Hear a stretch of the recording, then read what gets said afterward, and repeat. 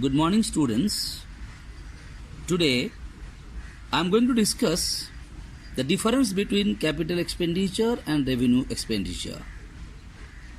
Before going to discuss the capital expenditure and the revenue expenditure, I would like to recall the things whatever we have learned from this chapter yesterday.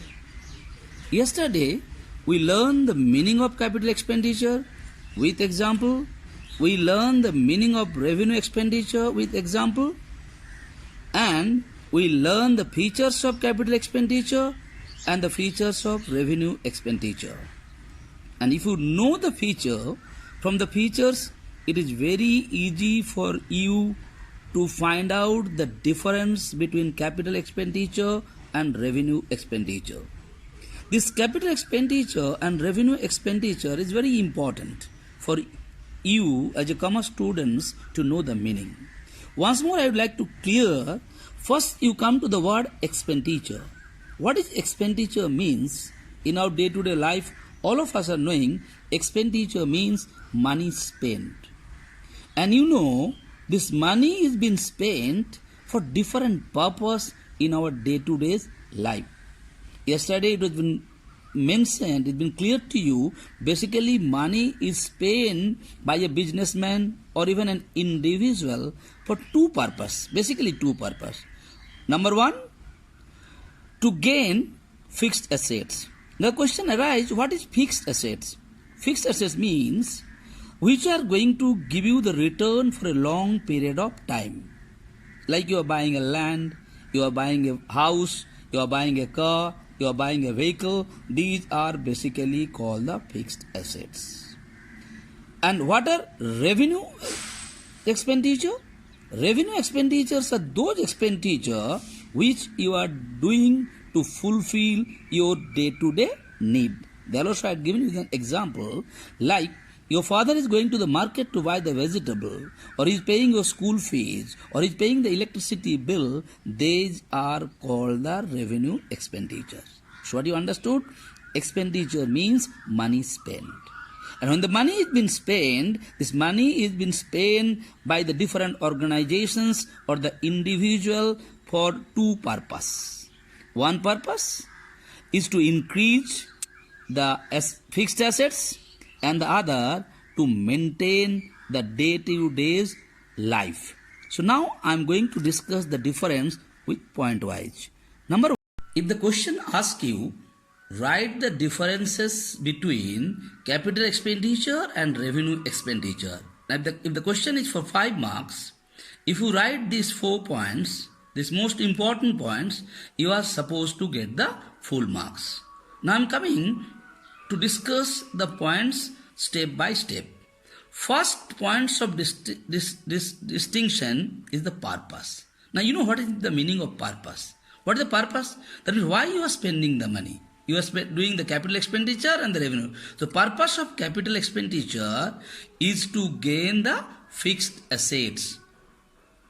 On the other hand, the purpose of revenue expenditure to fulfill the day-to-day expenditure or day-to-day maintenance of the office or the family. That is what is called the purpose. Now if I ask you, now the first points, once more I will repeat it, the purpose. The points of distinction is purpose. When I am going to discuss about the purpose, purpose means I am going to discuss the purpose of capital expenditure and the purpose of revenue expenditure. Now, purpose of capital expenditure for buying fixed assets to be used in the business. Again, for buying fixed assets to be used in business. Now, what is fixed assets means? Here you might be buying the machineries, you are buying the buildings, or you are buying the land for the purpose of business. They are basically called fixed assets. On the other hand, this revenue expenditure is done for conducting day-to-day business. What do you mean by day-to-day business? Like whenever you are going to run a business, every day you might be requiring pen, paper, ink, all those things what you are using in day-to-day expenditure, they are basically called the revenue expenditure. Next point comes earning capacity.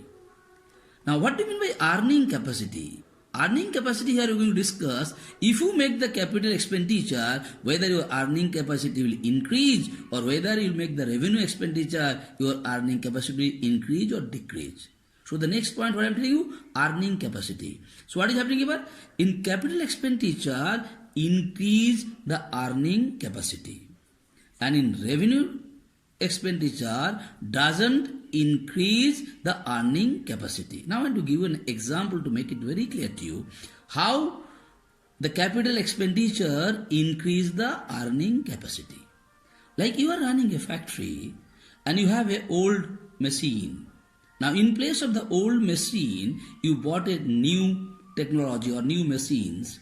When you bought a new machine, you spend a huge amount of money, and definitely you are not going to buy the machine very frequently. That is why this expenditure is called capital expenditure. And in this capital expenditure, how is it increase the earning capacity? I just want to give this, I want to make it very clear to you. Like if you buy new machines, the new machine will increase the production. When the new machine will increase the production, definitely company's sales will also increase. When the sales will also increase, definitely their earning capacity will also increase. On the other hand, the revenue expenditure doesn't increase the earning capacity. Like day-to-day office business, you must be using pen, you are using pencil, you are using the photocopy paper, all those things whatever using, this is not going to help you to increase the earning. That is why the point comes, it increase capital expenditure, increase the earning capacity, and the revenue expenditure doesn't increase the earning capacity.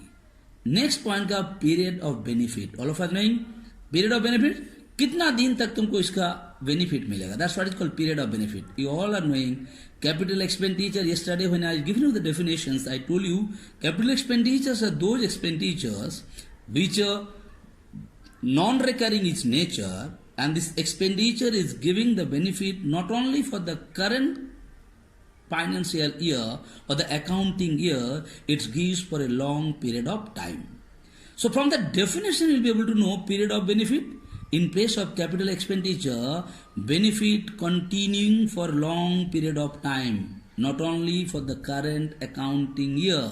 On the other hand, when you discuss about the revenue expenditure, there I told you revenue expenditures are the expenditure whose benefit you are going to get within the current accounting year or the current year.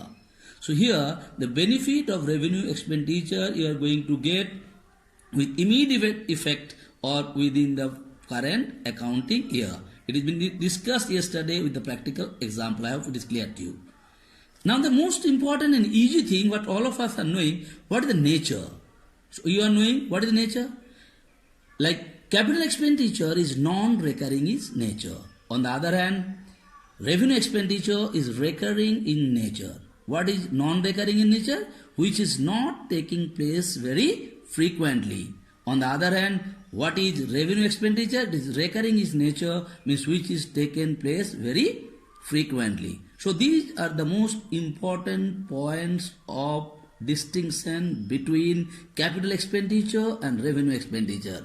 So please remember this 4 points. You can write other point also, but always keep the subheadings what I given you, and this you can explain in your own language also.